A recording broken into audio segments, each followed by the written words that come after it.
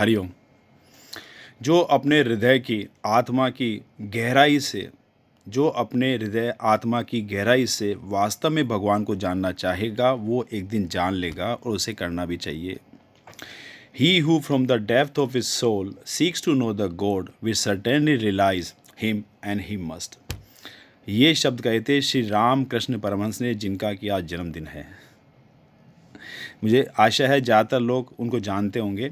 श्री राम कृष्ण परमहंस को ज़्यादातर लोग माँ काली के भक्त के रूप में जानते हैं, जिन्होंने माँ दक्षिणेश्वर जो मंदिर है कोलकाता में, उनको साक्षात दर्शन दिए और जो विवेकानंद के गुरु के रूप में जाने जाते हैं। तो मैं सोचा थोड़ा सा उन्हीं के बारे में बात करते हैं। इतना अच्छा दिन है, आज थर्सडे भी है, साईं बाबा का भी दिन है।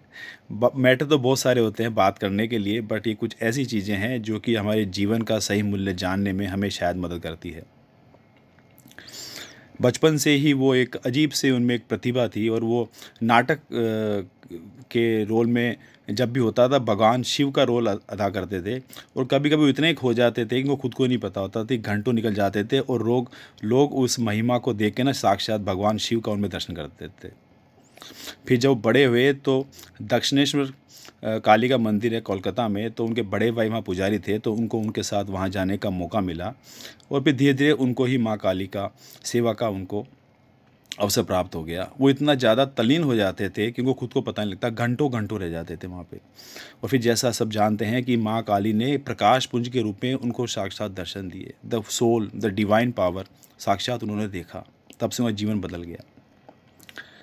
और जब घर वालों ने सोचा कि ज़्यादा ये ना हो जाए भगवान में, तो उनकी शादी करने की सोची, तो इन्होंने खुद नहीं बताया। इनका जन्म कमरारपुर में हुआ था, कोलकाता से 1-1.5 घंटे का रास्ता है। फिर वहाँ से थोड़ा दूर 4 किलोमीटर दूर जोराम वाटी है। इन्होंने खुद ने बताया कि ऐसे आप जाइए और वहाँ वो मेरी शादी उनसे होगी। इनकी शादी हो जाती है। फिर इनकी पत्नी और इनमें उम्र का काफ़ी ज़्यादा गैप था, और एक आज के तारीख में उस समय देखो, एक आदमी जिसकी औरत सुंदर और उम्र में कम हो तो कोई भी वासना में गिर सकता था, बट उन्होंने उसको केवल माँ ही रूप में देखा, माँ शारदा को।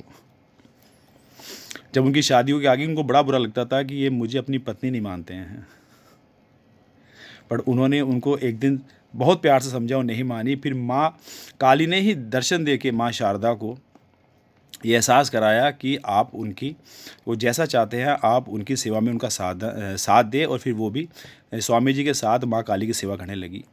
स्वामी जी को पता लगा कि दुनिया में अलग अलग तरह के धर्म हैं, तो उन्होंने न केवल मुस्लिम और क्रिश्चियन बन के भगवान की पूजा की, बट उन्होंने औरत बन के भी रहे। काफ़ी समय तक वो एज ए औरत के जैसे बिहेव किया उन्होंने, तभी वो माँ शारदा के साथ ऐसा व्यवहार कर पाए।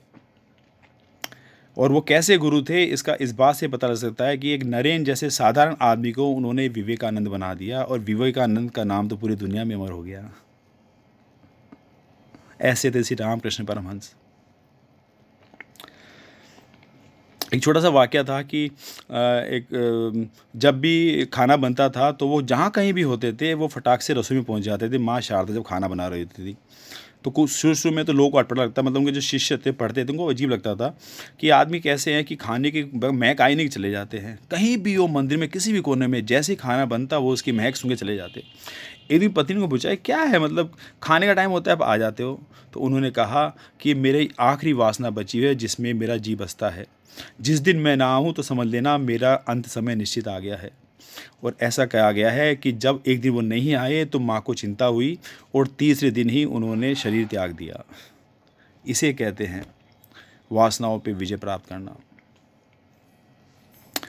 मैं बहुत ज़्यादा अपने आप को खुशकिस्मत समझता हूँ कि 2 साल पहले सितंबर में मेरे गुरु है श्री शरद भाई जानी सतारा में, उनके साथ मुझे वहाँ जाने का मौका मिला, और वो भी बिल्कुल वैसे ही, बिल्कुल वैसे। और सोचो उन्होंने 9 लाख रुपया खर्च करके इतने सारे लोगों को लेके गए वहाँ पे अपने पर्सनल ट्रिप से। उन लोगों को वहाँ काफ़ी सारे लोग थे, 2 बसें भर के हम लोग वहाँ गए। वो लोग वहाँ से ट्रेन से आए थे, और अब उनके सुपुत्र है श्री वीरेंद्र जानी, वो इस काम को आगे बढ़ा रहे हैं निष्काम भाव से। बिल्कुल मानव सेवा उनका बिल्कुल मोटो है कि नर सेवा नारायण सेवा, सब कुछ अपनी पॉकेट से करते हैं, सब कुछ।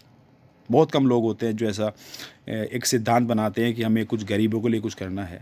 सबसे बड़ी जो सेवा है ना इसके अंदर, यही है कि हम जो हमारे अधीनस्थ है, जो नीचे लोग हैं, जो समाज के वंचित लोग हैं या गरीब है, किसी को हम पढ़ा सके, किसी का दूध तक बाँट सके, किसी को हम खाना दे सके, किसी को कपड़े दे सके, किसी को आवाज़ दे सके, किसी को सही दिशा दे सके, सच्चे मन में वही पूजा है। छोटा सा वीडियो है, हो सकता है आपको पसंद आए। प्लीज़ लाइक शेयर करें और कमेंट करें, सब्सक्राइब करें। हरिओम।